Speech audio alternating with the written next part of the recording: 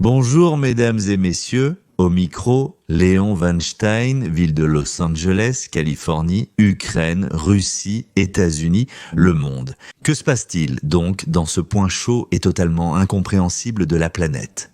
Plutôt compréhensible mais de manière totalement différente dans les pays participants et non participants à cette guerre. La majorité des Russes, par exemple, pense que l'Ukraine a été envahie par des fascistes et qu'il faut les détruire par tous les moyens. La majorité des Ukrainiens pense qu'une junte fasciste s'est installée au Kremlin, a complètement zombifié la population et l'a transformée en fasciste. La majorité des Américains, après la première ou la deuxième année de la guerre et le désir d'aider ceux qui ont été attaqués, pensent que cette guerre en Europe de l'Est n'est pas leur affaire. Et qu'ils règlent ça eux-mêmes là-bas, chez eux.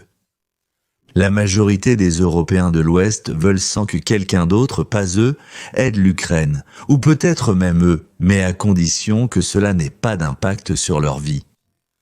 Entre, disons, une hausse du prix du gaz et de l'essence en aidant l'Ukraine, et un carburant moins cher sans aider l'Ukraine, cela les conduit à une totale indifférence au sort des Ukrainiens.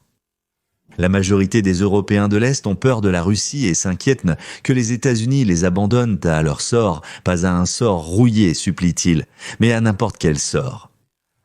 Et la minorité des Russes à Moscou, à Saint-Pétersbourg, ne remarque même pas la guerre et continue à mener leur vie habituelle de fête.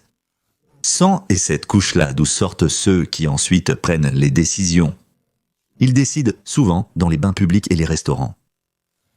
La minorité d'Ukrainiens qui s'enrichissent et grâce à la guerre, ils ont peur que, lorsque celle-ci prendra fin, si les États-Unis interviennent comme gestionnaires temporaires, ils commencent à être jugés et emprisonnés.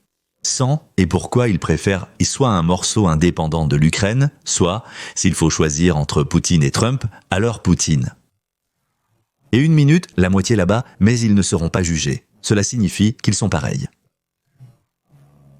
Eh bien, à leur exemple, une minorité de Kieviens aussi vivent, en chantant, pour ainsi dire, une vie insouciante, intéressante, magnifique. Ils vont à des concerts, dans des restaurants, au sauna, et ainsi de suite.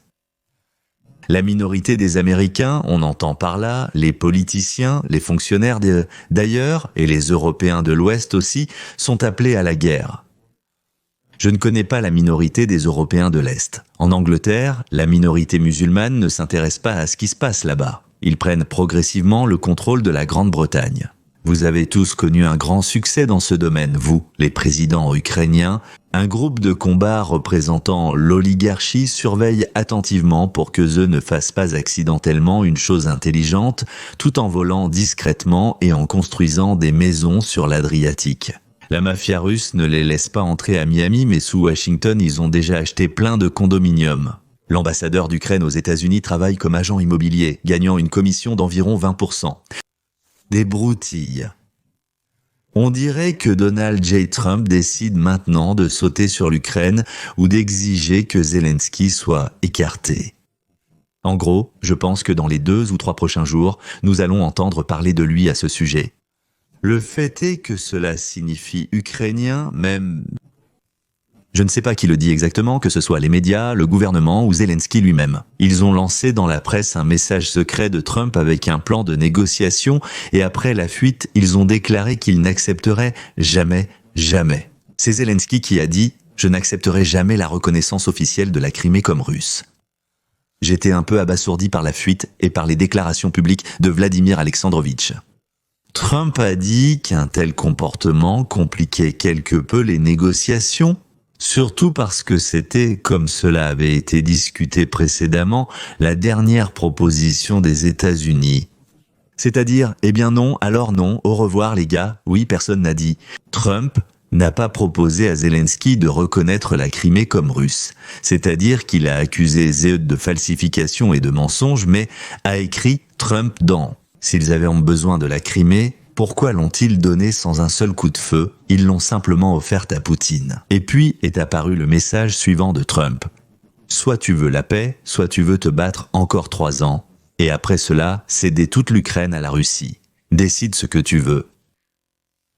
Donc, Marco Rubio et Steve Witkoff, qui devaient se rendre à une réunion à Londres à ce sujet avec les Européens, ont refusé de prendre l'avion, après toutes ces disputes, ces fuites et autres choses du genre.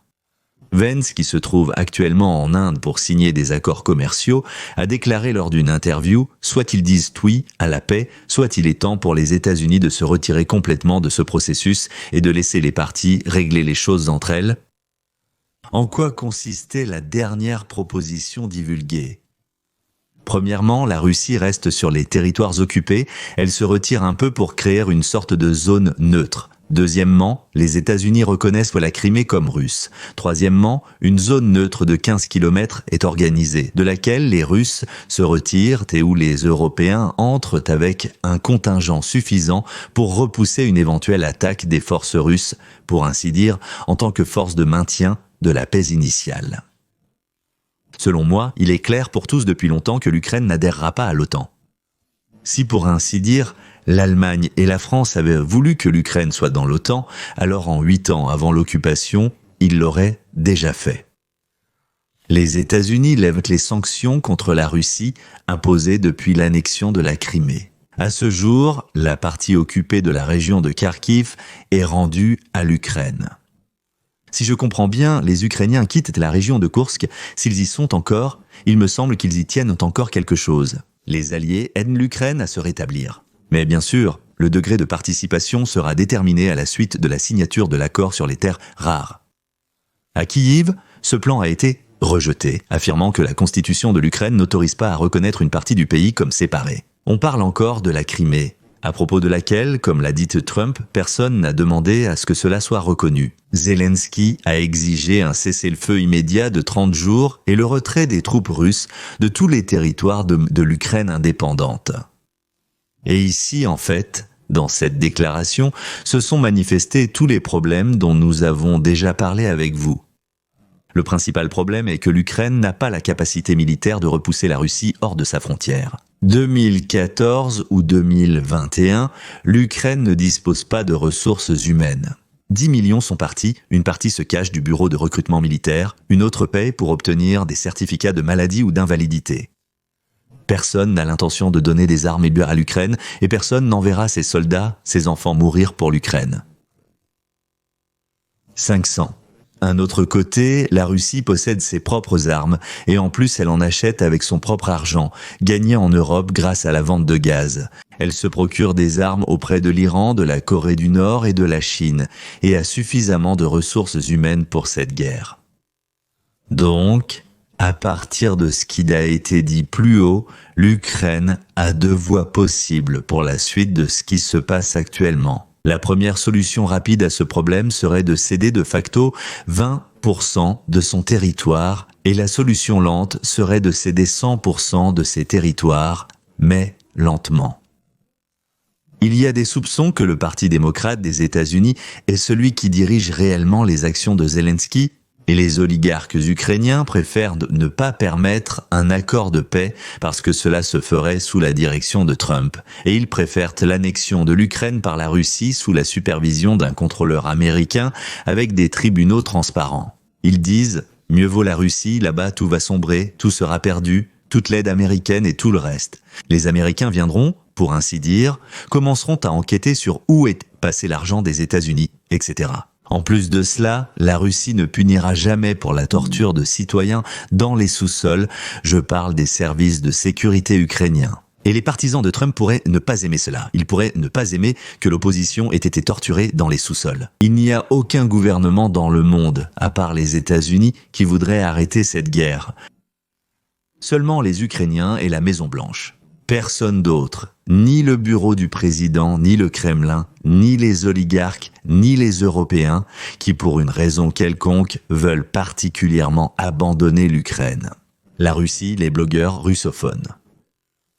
Mais pourquoi l'ignorons-nous ? Ils le désirent ardemment, et tous en rêvent. On essaye toujours de convaincre, que ce soit ici, au Canada, en Pologne ou en Allemagne. Ils tentent constamment de persuader les Ukrainiens de poursuivre la guerre et de mourir plutôt que de se rendre tous unis. Eh bien alors, si tous les Ukrainiens meurent, le territoire sera nettoyé et on pourra y installer des Russes, des Tchouchtchèques ou des Britanniques, s'ils en ont vraiment envie. Peut-être vont-ils y organiser des prisons pour y envoyer des gens en exil. Nous verrons. Malheureusement, c'est ainsi que cela se passe.